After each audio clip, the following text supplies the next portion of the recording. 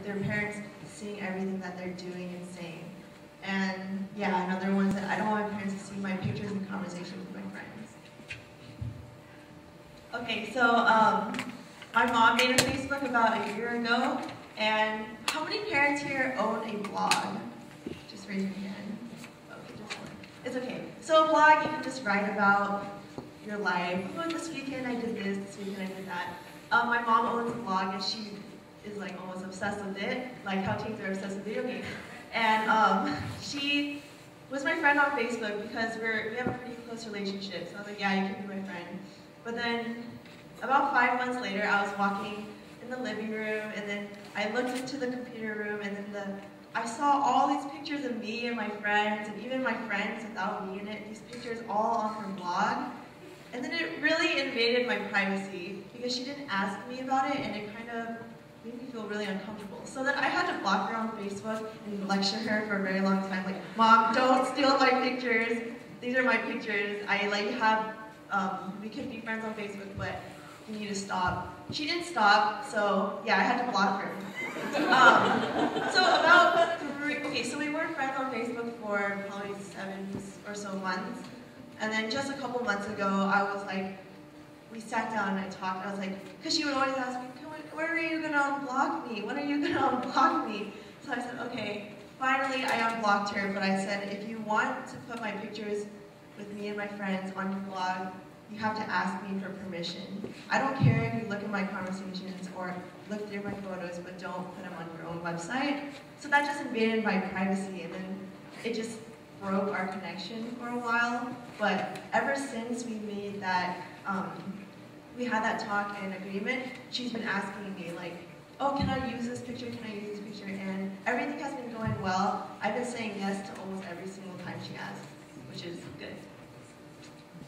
So, what can parents do? Well, you need to talk to each other. You can't just expect to be good if you don't communicate with your teen.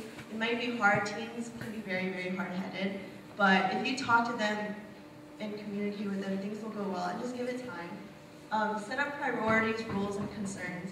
Just like what my mom did with me. If I didn't tell her I was concerned, or if we didn't make that rule, we still would be fighting about this situation.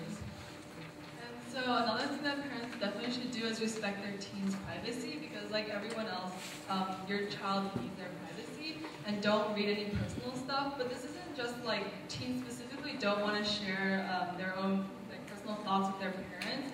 It's also with there are certain things they only want themselves to know, or like really close friends. Like if I had a diary laying on my bed and my parents walked in and read it, I'd be upset. But if a friend walked in and they read it, I would also be really upset because they were invading my privacy. So yeah, like definitely respect my privacy. So someone said, I hide the wild and funny parts of my life because I tend to keep a mellow and academic image whenever I'm with my parents.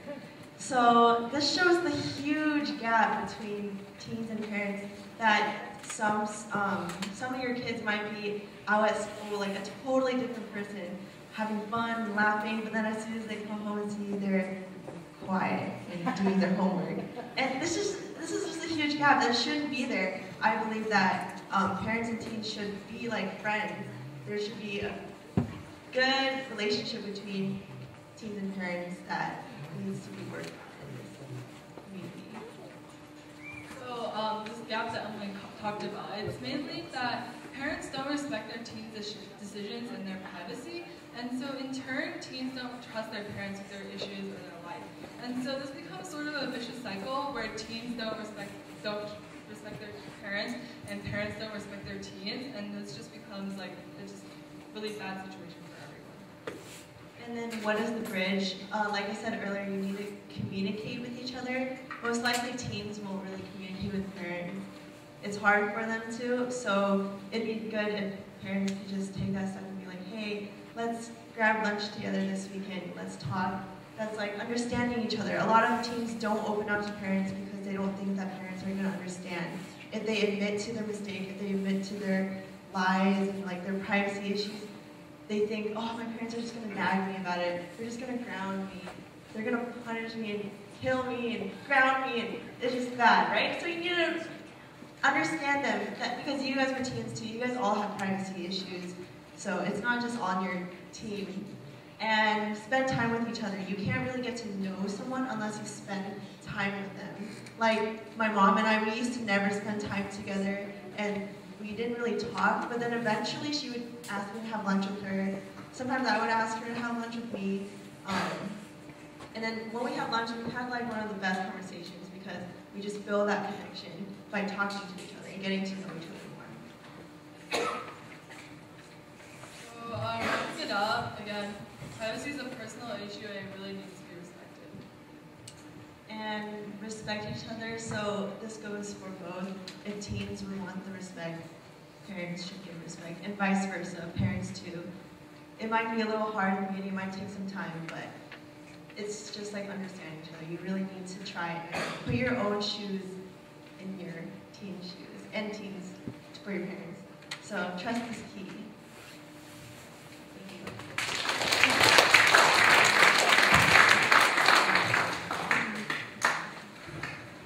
Privacy is really a personal issue, and parents and teens, they just need to respect each other on privacy and parents' authority.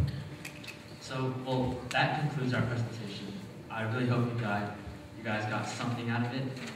Before we go into our Q&A session, I'd just like to mention that we will have a video of this presentation on our website, www.deaco.org. I think it's on the next slide. Yeah, it's right there. And we will also have a copy of the PowerPoint on this website. So yeah, let's start our Q&A session.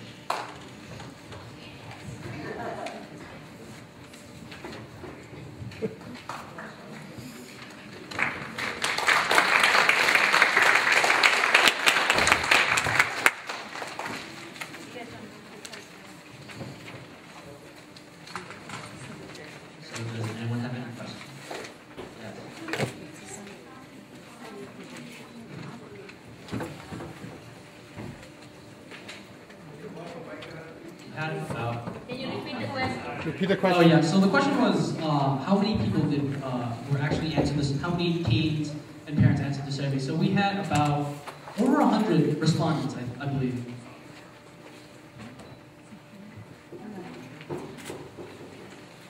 Oh, and so the question was also how many parents responded to the survey. So we had about 40 parents who responded to the survey.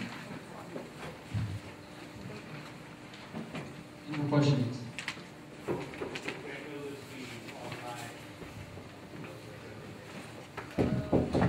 Oh, so the question was, and how much time will this presentation be online? What day? When? It's actually already online, although it's a later version, but I'll update this version today. So, yeah, we actually have this entire PowerPoint and also PowerPoints from previous years if you want to go look at those too.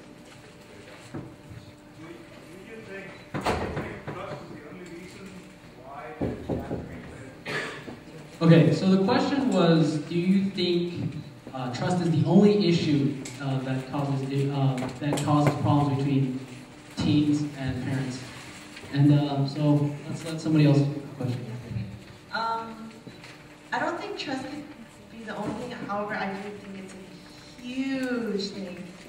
Like if you think of someone you trust a lot, you would allow them to do more. You would allow them to play video games for as long as you want because you trust them to get their homework done, right?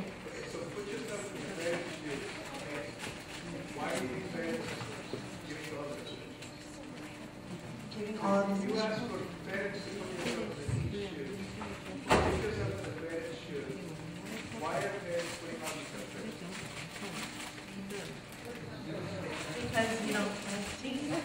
I think another also part of that is also because of the academic society that we live in right now, where academics is really stressed. I think I'm not really familiar with this community because I live in South San Jose, so it's a little bit different. But as far as I'm concerned, I think this community stresses a lot on academics. I feel like, in my opinion, that parents here think that the social media and video games are essentially distraction from academics. And obviously that is one of the more bigger things that a lot of people sort of disagree on. So I think a point we did really make clear in our presentation is that we definitely understand how parents are, they have more experience than us and that they have reasons behind all of their rules.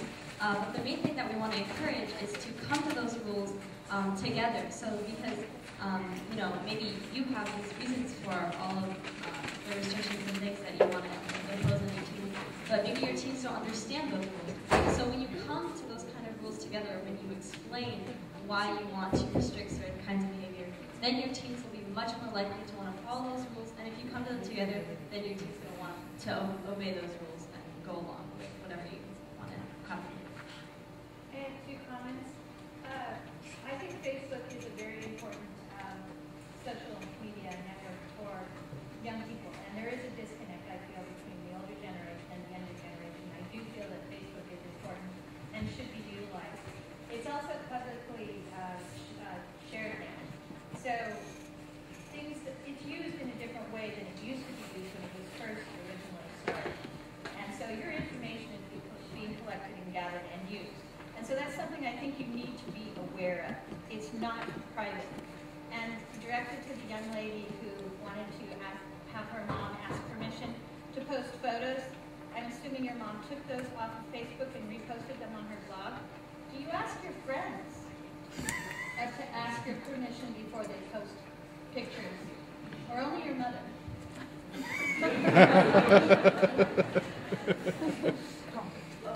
Ask my friends permission to post them on Facebook. I'm sure that all your friends with mobile devices are taking pictures and posting them on their pages, and I'm sure you're in some of the pictures.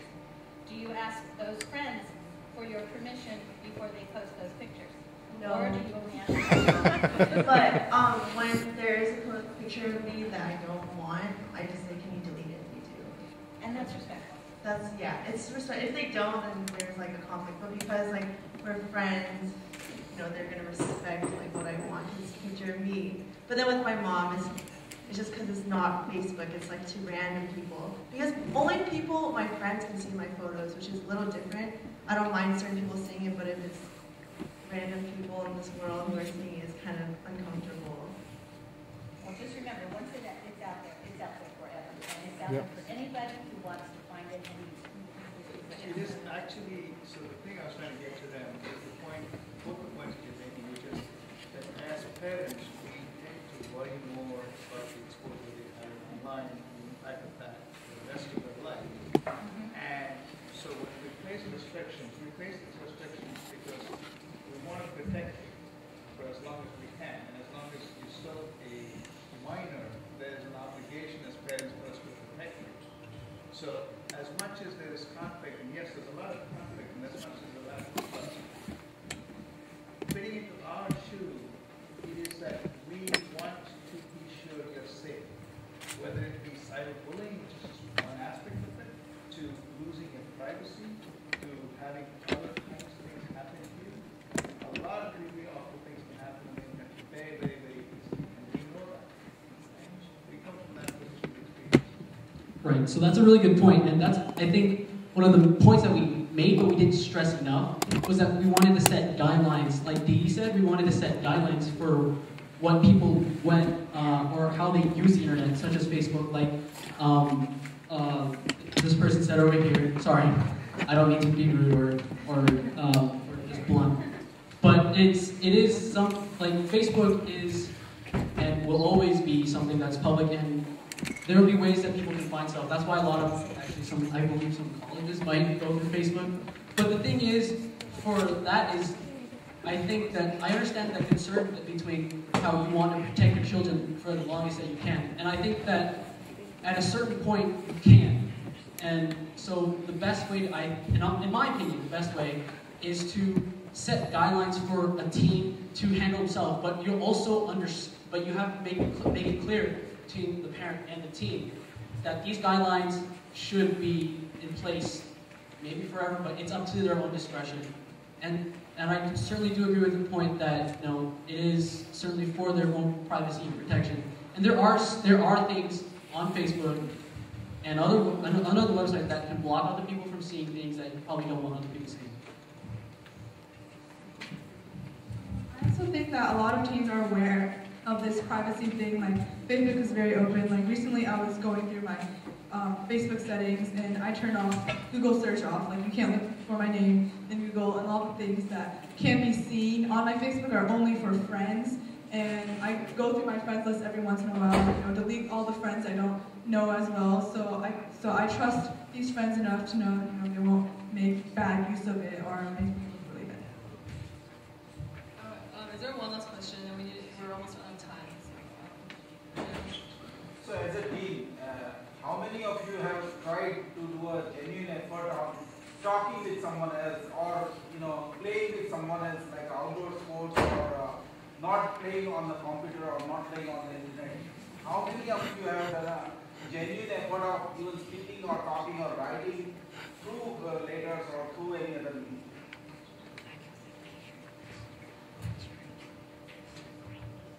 Okay, so that actually brings up a really good point as to, I think, so the question was asking us whether or not we had had a genuine effort as to if we stopped, set aside the computer and not play it around. I think for me, actually had that experience over the summer. I had gone over to the summer camp on the East Coast, so I was far away from everybody here. Which actually I don't really hang out with my friends here. It's sort of weird. It sort of works out somehow. But so what happened was, I was in a dorm. It was like in a college campus, so I was in a dorm, and I sort of, first few days I didn't really know anybody, so I just played on the computer. But after a while, I got to know people because I was taking a class. And so what happened was that, instead of playing on the computer, which I usually do, so what happened was that I would go out, go on walks, go to the soccer field that they had, and definitely just go around town. Like we walked to downtown. I think this was in Providence, Rhode Island. So it's pretty close. So it's a pretty small city. So we basically went around town and we spent most of the nights in Providence, and we had a lot of fun. And obviously, to me, it was actually really refreshing. Since I've gotten back, I've really tried to hang out with a lot of my friends, but they're busy with their own games. And because we're seniors, we got a lot of college apps right. Yeah. But yeah, I have tried. So that's all.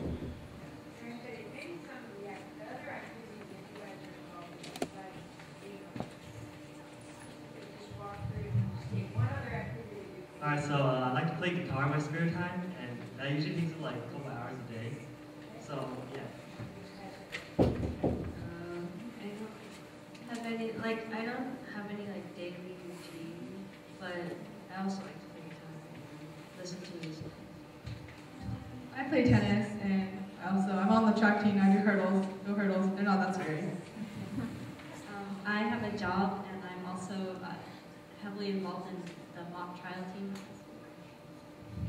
I also play some guitar, and I'm in JSA, which is a club at our school. I usually try to go on runs every night. That doesn't really happen as of this year, but I usually run about 1.5 miles uphill, so yeah. Alright, I'm involved in the theater department here at Goodbrook, so yeah. And I don't do it anymore, but I did color guard last year, and it was actually really time consuming, but I made a lot of friends, and it was really good interaction, time bonding. I'm in marching band. I do swimming, water polo, and I'm involved in my church youth group. So I think that's all the time we have for right now. If you have any more questions, we actually have an ask box on bayecho.org if you have any questions. There's on the header, it says Ask Bayecho, and you can write anything you want, any concerns, anything you want to write to us, and we'll either respond to you personally, or we can post it on the website. And also, we want to thank the principal and the PTSA, Ms. Ward, member, and also our advisor. So we'd like to all up to